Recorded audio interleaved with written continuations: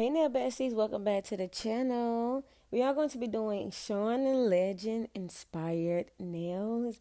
Y'all, when I seen his video on Instagram, I was like, oh my god, I got to do this. And I just want to show you guys. So the design is basically heart trinkets, and they're super easy to create.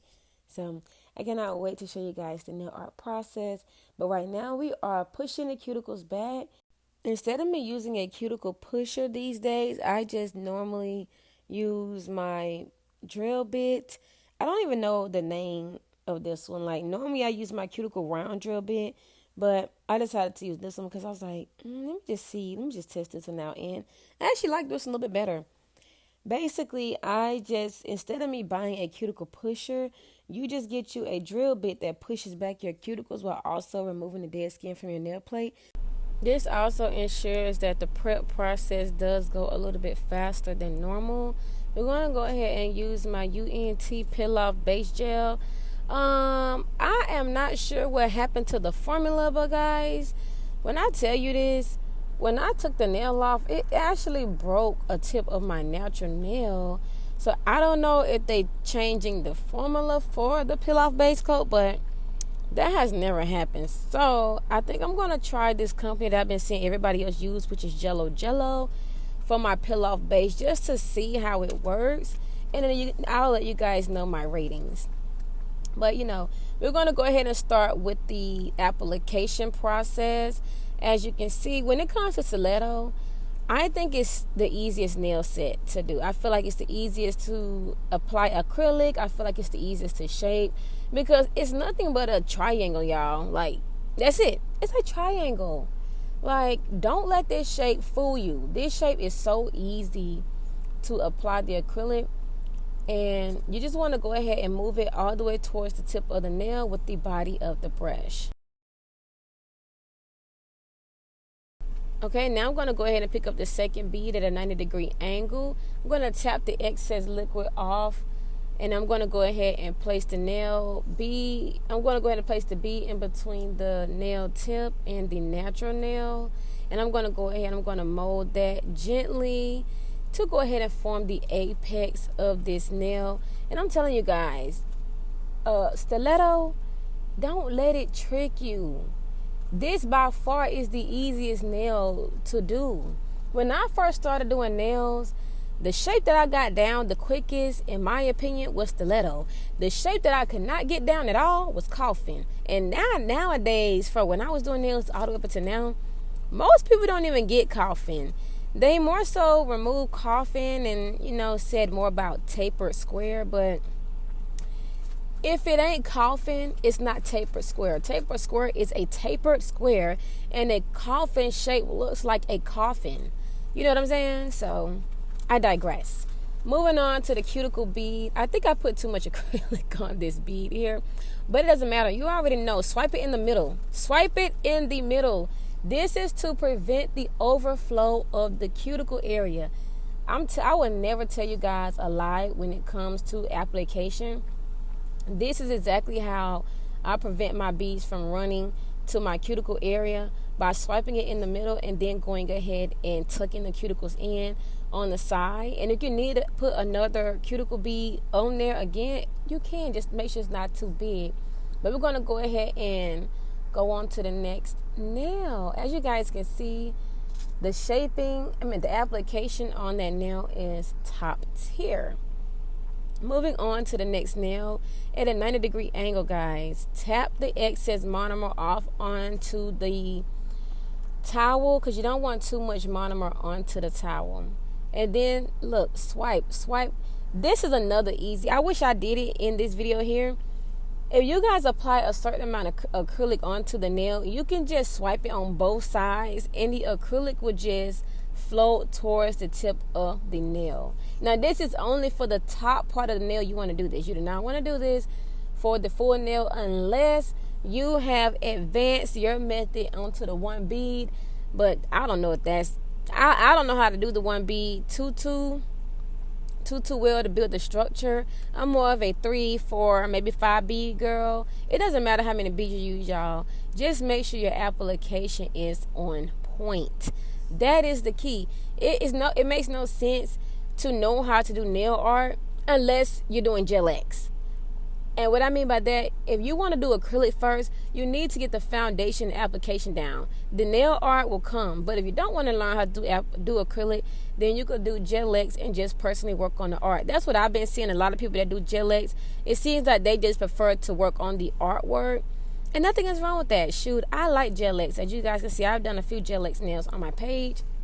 But I will always forever be an acrylic girly. And I've seen another nail tech that said that the acrylic was not good for her health. I don't know what the people got going on, y'all. I really don't. Like, are these people not ventilating their homes, or like, what are they doing?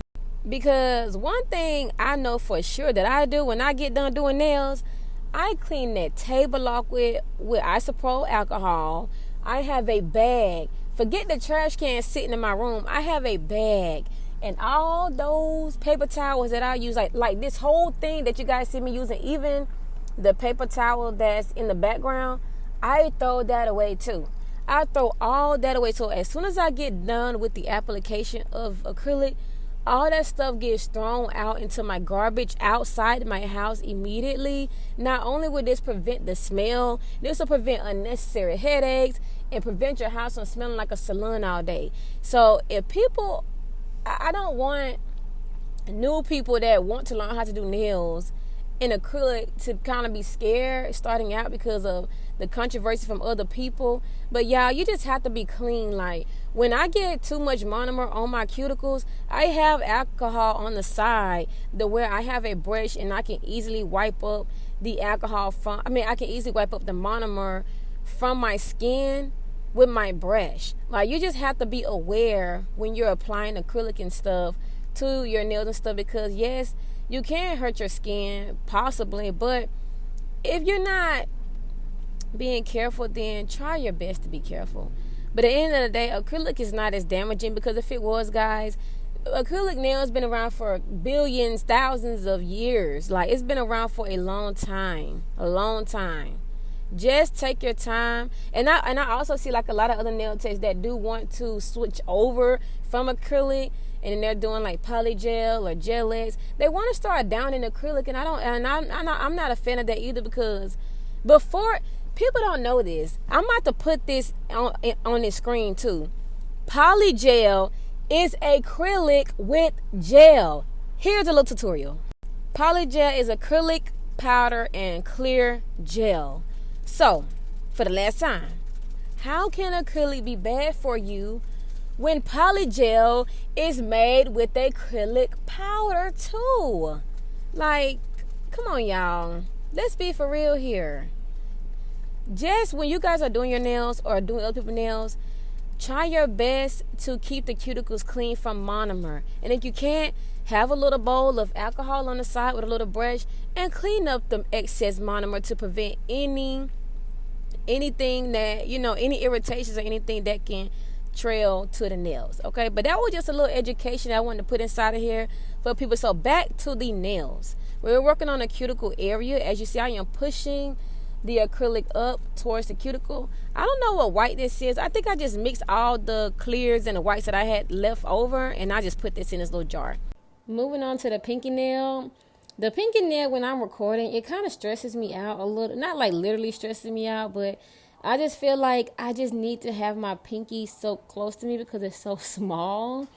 But I think I did okay. Like, you guys see what I'm talking about? Like, I'm wiping too much of the acrylic off of my pinky. Like, it's so hard for me to do my pinky on camera. Like, my brain is like, when it comes to that. So we're going to go ahead and pick up another bead, drain a little bit of it off, go ahead and place it between the nail and the nail tip. This is going to be the first layer of the apex bead. The apex bead is so important just in case if your client smashes her hand, it will hit that hump that's inside of the nail, versus when your nails are super flat, it would damage your natural nail with the enhancement on top. So that's why it's so important, like, to do an apex bead. And I know a lot of clients feel like they don't like it, and things like that. But you don't have to make your hump as visible. Like, you guys can't tell that I have like a hump in my nails. You know what I'm saying? So that's all it is. Just practice makes perfect. And I'm working on the second bead here. As you guys can see, I am constantly wiping off the excess monomer on my brush. And when I'm touching the acrylic, I'm also wiping extra acrylic off onto the napkin as well. This is to prevent any extra acrylic getting stuck inside of the brush. Tuck that cuticle, push it up into the cuticle, and mold it around, you guys. The pinky cuticle is so easy to do. It's the smallest nail bed. To me personally, I love small nail beds. Like, it's just a transformation on them. Like, oh my God, your fingers look amazing. With the thumb, I kind of started it a little too far back, but I'm just going to go ahead and mold that into shape. When you are molding your acrylic into shape, to prevent it from flowing off the nail, you want to continue to mold it.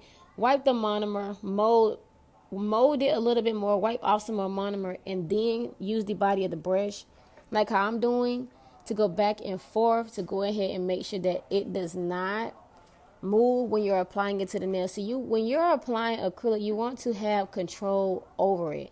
You don't want it to control you. You want to control it. And remember, the bigger the brush, the more monomer. The smaller the brush, the less monomer. I am using a size 12 from my brand, and these brushes are very great. I just like the way they pick up the bead and things of that nature. Like, it's just amazing. So we're going to go ahead and go in with the second bead, which is the quote-unquote apex bead. Now, you can do 2 beads when it comes to the apex on the thumb, or you can do 1 big one. It's totally up to you.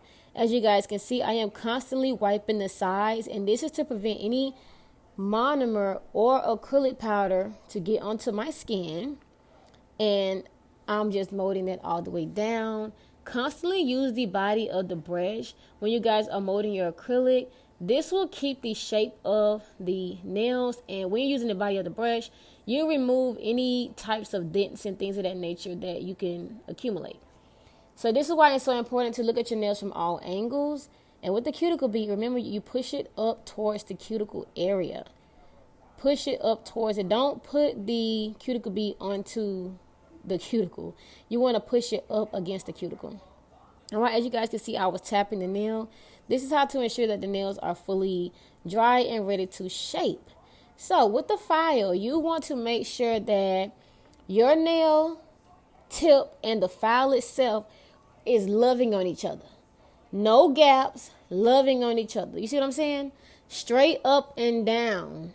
You don't have to file. You don't have to do too much in your filing. Just follow the shape of the nail, and it will give you the shape you desire. And then when I'm filing my tip of my stiletto nail, I kind of focus a little bit. How you see I'm doing at the tip of the nail here, I'm focusing towards the tip of the nail when it comes to the sharpness and the pointiness of the stiletto. This is what's going to give you that sharp stiletto shape look.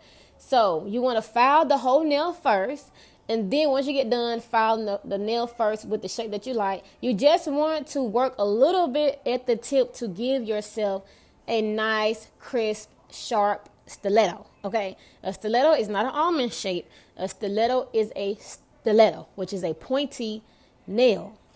Okay, this is a stiletto shape. Almond is curved up the top like a C. Stiletto is a A shape or a V shape, whatever you want to call it. And you want to just keep going up and down with the file. And I'm telling you guys, let your file touch your nail tip constantly without any gaps.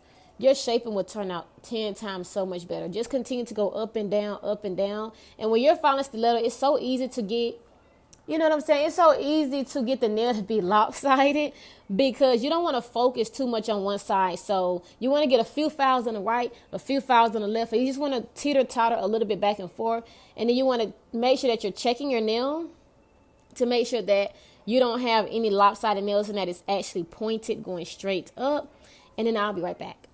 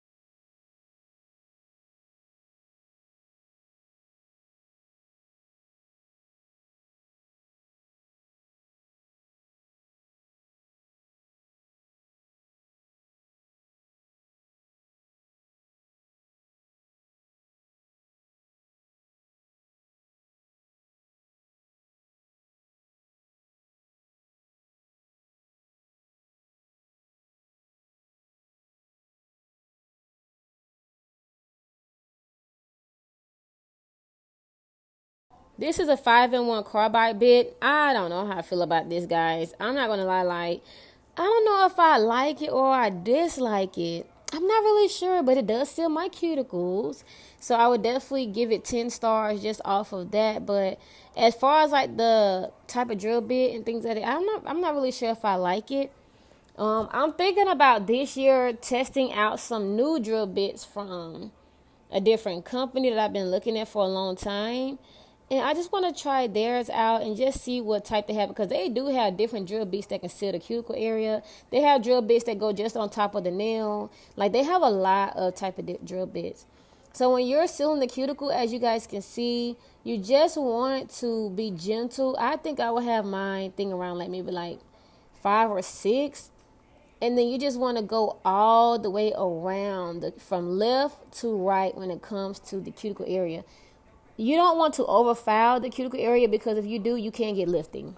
Because you can foul it so much and try to get it to look so flush that you done fouled off the nails. So this is the shaping. Now we're going to go ahead and go on in with the pigments. The first pigment, the base that I used was just base coat. It doesn't matter what company. One thing I don't understand about people is, why do everybody feel like you have to use certain products that other people use to get the look? You are not them. It doesn't matter. Like, you're not them. So any base coat works. But if you guys want to know what base coat I'm using Madam Glam. Okay, I'm using Madam Glam. You don't have to use Madam Glam. You guys can use any type of base coat. Pigment powder, I got this off of Amazon. You know what I'm saying? You guys can use makeup. You guys can go get eyeshadow. You guys can use any type of thing. Don't ever feel like you have to limit yourself to certain products just because somebody is using it or just because somebody's popular. Do you, boo. Do you. Because I'm telling you now, when I started doing me, my nails started turning out better. All right, so the ombre effect with this pigment, y'all, was stressing me out. I've not been saying they've been stressing me out. This whole nail set was a challenge to me. I've never did ombre pigment ever in my life. And it was such a great experience because it's not as easy to get this to be as flawless as it looked like in this video. Y'all, well, I had to do my thumb first, and I messed my thumb up multiple times before I got it right. When I finally got it right, I was able to go ahead and do the video. All right, so now what I'm doing here is I am top coating every single one of the nails. And then you're going to put this in the lamp for at least 60 to 120 seconds. And then I'm going to use the sheer glitter, and I'm going to start making my hearts. The heart trinkets was so fun to make. I don't know if I wanted them to be matte or gloss, but I just ended up doing gloss because that's exactly what he did. And like I said, this is a recreation set. So I just did everything that Sean Legend did in his nail set over here in mine. All right, so I'm doing the hearts with my milliliter nail art brushes, my aqua brushes that I do also have on my website. If you guys do want to shop on the website, I'm not like a pushy person. Like, if you want to buy something from my website, you can. If you don't, it doesn't matter. Like, you can still watch the video and support me. It is what it is. But I just want to let people know if they want to buy some affordable nail art brushes, you do get two in a pack. All right, so look at the hearts, guys. You know what? I feel like if I do this again, it would be in another color, and I think the hearts would be a total opposite color than the ombre, because, like, as you guys can see, the pink hearts is on top of the pink ombre. So I kind of feel like it kind of gets a little bit overviewed, I guess you want to say, but I still like them. It's not giving right here from this angle. Now, it's kind of giving from this angle. But anyway, we're going to move on. We're going to go ahead and use the chrome. Okay, I tried to do one thing that I took out. I tried to mix the clear gel with the chrome to outline. That wasn't working. So I had to just end up outlining the black.